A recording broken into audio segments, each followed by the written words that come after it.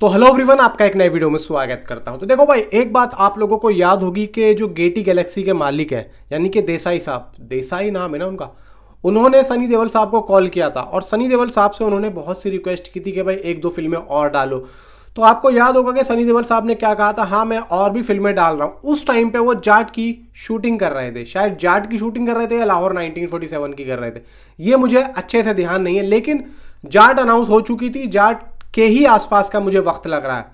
अब यहाँ पे देखो, उनकी वो जो बात थी वो कहीं ना कहीं उस टाइम पे एक तरीके से कहीं दब गई थी।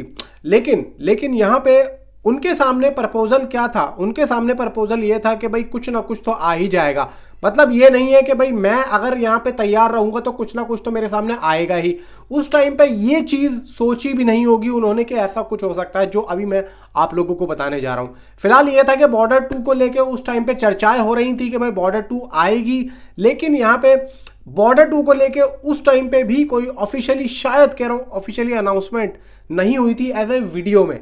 मतलब वैसे तो हमें पता था कि भाई बॉर्डर 2 आ रही है, लेकिन हमें ये नहीं पता था कि बॉर्डर 2 की वीडियो उस टाइम पे आएगी जब ये बात आई थी, जब ये देसाई साहब से बात हुई थी।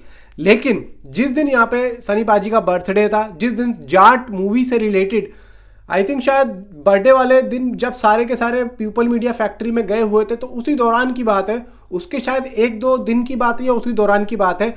उस टाइम पे कुछ ऐसा हुआ जिसको लेके यहाँ पे एक बहुत बड़ी मैंने अपडेट दी थी उस टाइम पे, और मैंने सबसे पहले आप लोगों को अपडेट दी थी कि देखो ऐसा कुछ हो रहा है और ऐसा होने वाला है। अब यहाँ पे मैंने आप लोगों को थोड़ा बहुत घुमा फिरा तो दिया है, लेकिन आप लोग यही सोच रहे होंगे कि भाई घुमा फिरा क्यों रहा है, सीधा मुद्दे की बात करना।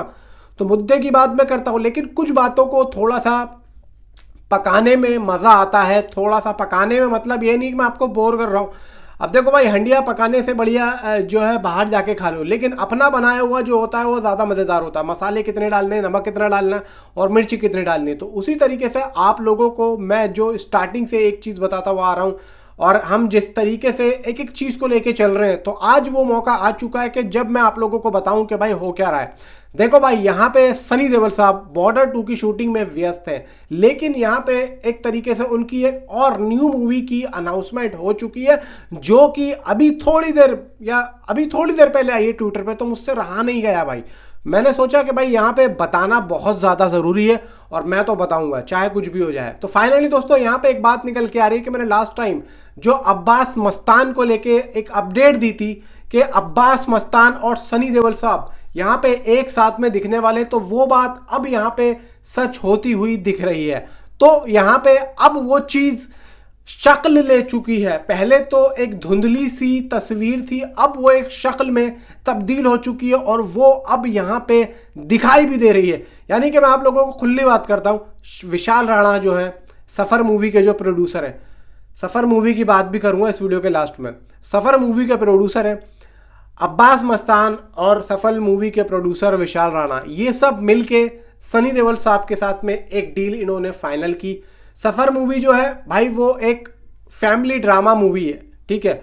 अब यहाँ पे विशाल राणा ने ये सोचा कि भाई जब दुनिया ऑलरेडी यहाँ पे इतनी बड़ी बड़ी फिल्में सनी देओल के साथ में बना रही है, ख़ासतौर से एक्शन फिल्में, और हम तो सनी देओल साहब के साथ में बहुत पहले से कनेक्ट है, हमने पूरी की पूरी सफ़र मूवी यहाँ पे बना रखी है, तो भाई हम क्यों फ़ायदा ना उठाएं ऐसे टाइम का जब सनी देओल साहब एक्शन में चल रहे हो।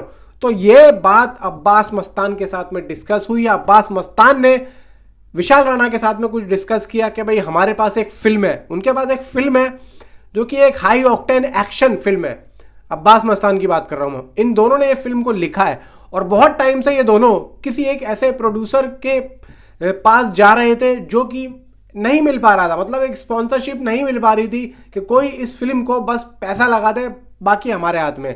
और देखो मैं आप लोगों को एक बात बताता हूँ कि इस टाइम पे अब्बास मस्तान को बहुत टाइम हो गया है। लास्ट मेरे ख्याल से उनकी, शायद मैं कह रहा हूँ कि कपिल शर्मा के साथ में उनकी कोई मूवी थी, उसके बाद में शायद नहीं आई है। और शायद ये भी कह सकता हूँ कि भाई एक हाई ऑक्टेन एक्शन फिल्म उन्होंने बहुत वक्त हो गया किए हुए, मुझे तो लगता है शायद नहीं की है, शायद बाजीगर के बाद में, मुझे ध्यान नहीं है भाई, किसी को पता हो तो बताना।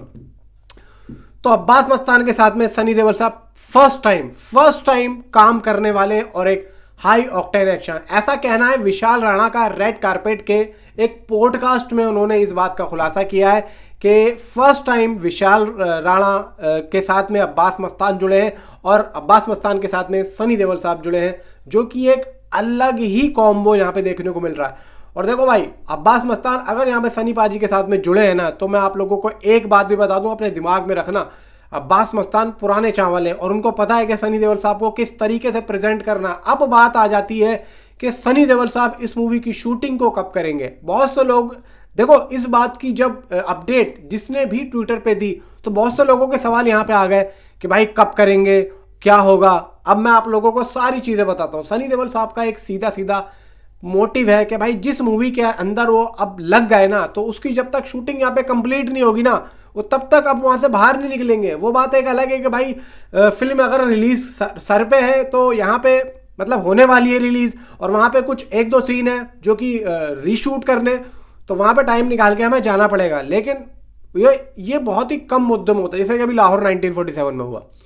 तो बात ये आती है अब बॉर्डर के बाद में, या बॉर्डर के ही चलते हुए रामायण फिल्म के कुछ यहाँ पे सीन शूट करेंगे। हालांकि जैसे कि अभी यश की अपडेट आई, उसी दौरान फिर यहाँ पे सनी देओल साहब की भी आएगी।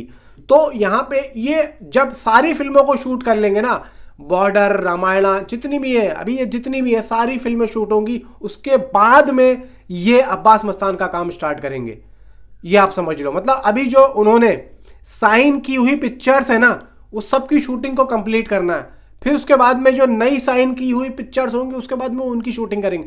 अभी तो वो लिस्ट में डाल रहे हैं ताकि उनको बाद में ऐसा ना हो कि फिल्म ढूंढनी पड़े, घर बैठना पड़े।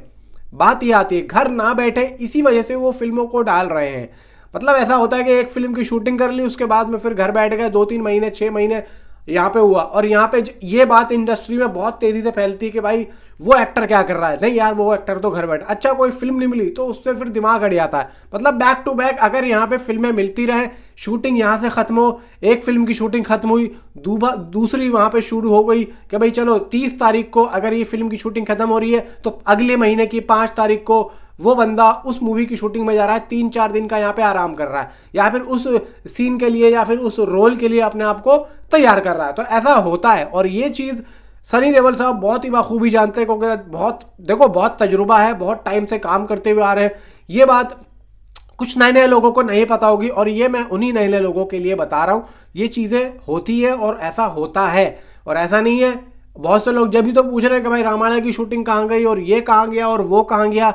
अरे यार, कॉमन सेंस वाली बात है, पहले ये काम खत्म होगा, उसके बाद में वो काम शुरू होगा। ये होती है बात, बस, और कुछ भी नहीं है। बाकी यह है कि ऑफिशियली अनाउंसमेंट का आप इंतजार कर रहे हो, तो भाई देखो ऑफिशियली अनाउंसमेंट भी होगी, सब चीज़ें होगा, जो भी होगा आपको इस चैनल पे सबसे पहले मिल जाने वाला है। तो वीडियो को लाइक एंड चैनल को सब्सक्राइब आप जरूर कर ले। तो मिलता हूँ आपसे अगली किसी वीडियो में। Thanks for watching.